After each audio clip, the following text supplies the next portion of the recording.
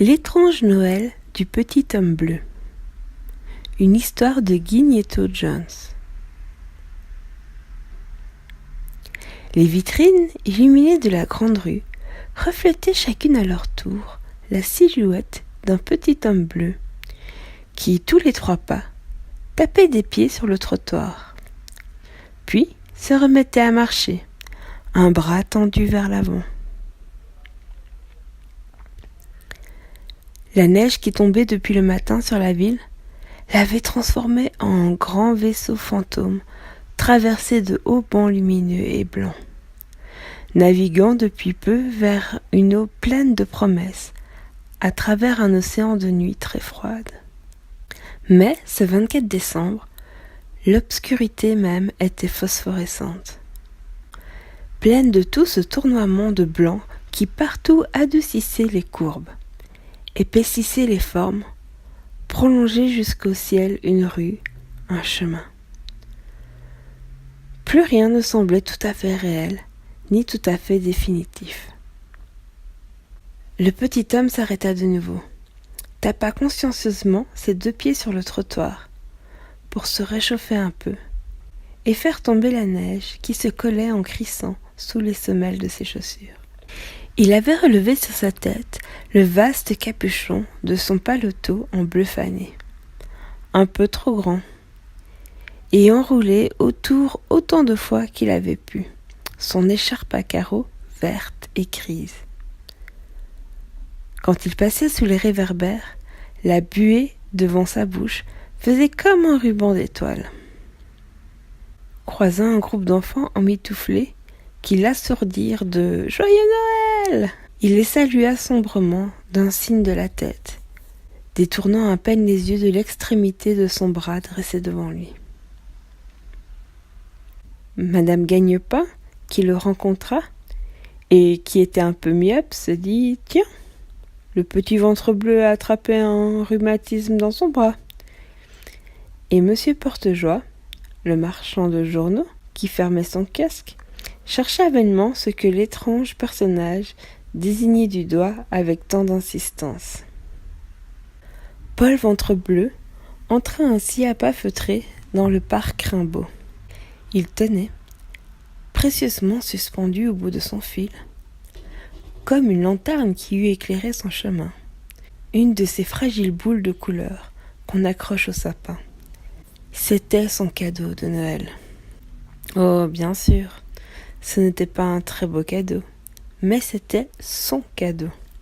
Il avait rêvé toute l'année d'un train électrique vert, comme celui qui tourne sans arrêt en rond dans la vitrine du grand magasin de jouets de la place Paille. Et puis, il y avait eu... Quand ce train avait-il commencé à dérailler, au fait ? Ah, oui, juste après le dernier Noël. Son père s'était retrouvé au chômage, ce qui voulait dire à peu près qu'on ne le payait plus pour partir tôt le matin et rentrer le soir très fatigué.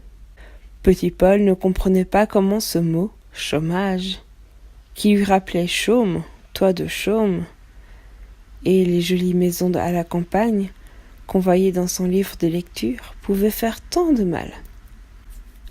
Car depuis que ce mot était entré dans la maison, tout avait mal tourné. Son père avait perdu son rire. Sa mère la recette du civet de lapin. Tandis que ses vêtements à lui rétrécissaient peu à peu sans qu'on les changeât. Les grands avaient la malchance de bien connaître le sens des mots. Lui les écoutait et se fiait encore seulement à leur musique. À 7 ans, quand on a tout à apprendre, on peut encore tout changer dans sa tête. Perdu dans ses graves réflexions, il buta contre un obstacle et faillit casser sa boule. C'est ainsi qu'il se retrouva, sans l'avoir vraiment décidé, assis sur un banc de bois du grand jardin sombre, tout entier appliqué au silence. Les arbres pourtant immobiles semblaient entre 2 poignées de flocons papillonnants, glisser l'un vers l'autre comme des patineurs. Il posa avec précaution sa belle boule rouge près de lui et arrangea un peu son écharpe. La maison serait triste, à vouloir paraître en fête, sans que rien, ou presque, ne le signalât. Bien sûr, il y aurait à minuit la grande messe parfumée, avec l'offrande des bergers, la crèche au santon presque vivant, entre les petites lumières de couleur, et les chants au provençal qui réchauffaient tous les cœurs, bien sûr. Mais il avait envie de rester seul, encore un peu, de rêver encore un peu. Il souffla sur ses doigts et les fourra au fond de ses poches. Il était sûr que le froid s'acharnait plus sur les enfants que sur les adultes. Mais quand même, il n'était pas pressé de grandir. Une haute silhouette noire se profila sur la neige, à l'entrée du parc, s'étirant jusqu'à lui, et il sentit quelqu'un s'asseoir sur le banc, sans l'avoir vu venir. « Bonsoir, petit Paul. »« Bonsoir. » Comment cet inconnu savait-il son nom ? Il avait un beau manteau brun bien chaud, des souliers vernis sans traces de neige, une écharpe de soie blanche croisée sous sa barbe, un chapeau rond très élégant et des gants de peau claire. « Qu'est-ce que tu as là ? » ?»« Une boule de Noël, c'est mon cadeau, » dit petit Paul très vite en la protégeant. « Elle est magnifique, mais as-tu un sapin pour l'accrocher ? » Non. Petit Paul n'avait pas de sapin, ni de guirlande, ni de santon, ni de bûche, ni de jouets, ni de Noël, peut-être. « Tu n'as qu'à prendre celui-ci, » dit l'homme d'une voix douce et enjouée. Et petit Paul découvrit avec surprise, derrière le banc, un sapin de Noël qu'il n'avait pas encore vu. « Veux-tu que je t'aide à le porter jusqu'à ta maison ? » Oui, le petit Paul voulut. Il suivit avec sa boule à la main cet étrange monsieur si bien habillé, qui portait distraitement un sapin sous le bras, comme d'autres un parapluie.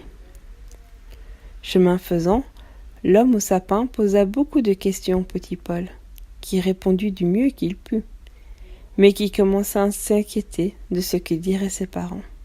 Il entendait déjà la voix grave de son père, qui vous ramassait comme avec une cuillère, emplissant le salon du « vous » de réprimande, une fois le visiteur parti. « Paul, ventrebleu, combien de fois faudra-t-il vous dire ?» La main gantée tapa à la porte, et son père ne s'emporta pas. L'homme au sapin pointé fut même si bien accueilli qu'il se trouva invité à partager l'humble repas des ventrebleux. Le petit Paul n'en revenait pas, et, un peu méfiant, ne quittait pas des yeux cet homme qui parlait si bien. Encore que, jusque-là, tout parut à peu près normal.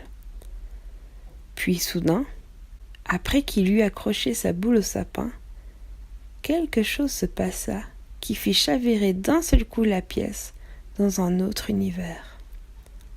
L'homme, en souriant, s'était mis à sortir de son chapeau posé sur la table des poignées de guirlandes, des boules de toutes les couleurs, une dinde rôtie, une bûche glacée, du champagne qui mousse, les 13 desserts sans qu'il en manquât un train électrique sur ses rails, des paquets enrubannés d'or, et de la musique. Mais alors, de la musique. Petit Paul avait les yeux comme des soucoupes, et ses parents, poliment, faisaient « Oh, oh, oh » à chaque apparition, comme s'ils avaient été au feu d'artifice. Ensuite, ils avaient mangé, ils avaient bu, ils avaient ri, et l'invité avait parlé. Il connaissait des milliers d'histoires qu'il racontait en couleurs, pour les enfants et pour les grands. Et puis, plus tard dans la nuit, il s'était levé et avait remercié de cette bonne soirée. Oui, c'était lui qui avait remercié. Et c'est là que tout le monde a compris. Disant qu'il avait beaucoup à faire cette nuit, Il s'excusa de devoir partir si tôt et demanda s'il pouvait laisser là ses vêtements de ville. Alors, quand il ôta son manteau, il apparut tout habillé de rouge autour d'un grand sourire plein de faconde. Le petit Paul qui bâillait eut encore la force de crier « Le Père Noël !» et reçut une gifle glacée sur le visage. Une plaque de neige qui avait glissé d'une branche d'arbre lui était tombée sur le nez, l'éveillant. Il se frotta les yeux, cherchant ses parents, son train, le sapin, l'homme au chapeau rond. Mais il était seul dans le parc désert, où un petit vent froid faisait se balancer les branches chargées de poudre blanche. Il souffla encore une fois dans ses doigts, regarda sa boule qui blanchissait sur le dessus, se moucha très fort et eut envie de pleurer. Peut-être même une larme se mêla-t-elle aux petites étoiles froides qui descendaient du ciel. Mais le conte ne le dit pas. On ne devrait pas faire de si beaux rêves pour se réveiller ensuite seul dans un parc où il faisait si froid, à côté d'une boule rouge. La nuit lui parut plus noire, l'hiver plus froid. Et ces 7 ans, bien peu de choses dans une si grande ville, toute pleine de neige. Il allait se lever, aspirant du courage, avec son cadeau dans la main, quand un homme s'assit près de lui sur le banc. Il portait un beau manteau brun bien chaud, des chaussures vernies sans traces de neige, une écharpe de soie blanche croisée sous sa barbe, un chapeau rond très élégant et des gants de peau claire. « Bonsoir, petit Paul, qu'est-ce que tu as là ?» Le cœur du petit Paul carillonnait dans sa poitrine, et ses yeux, ce soir-là, brillaient comme s'ils étaient pleins d'étoiles. « Une boule de Noël, c'est mon cadeau !» Le conte, ici, dit que les rêves parfois deviennent réalité. Et le conteur se retire lentement sur la pointe des pieds.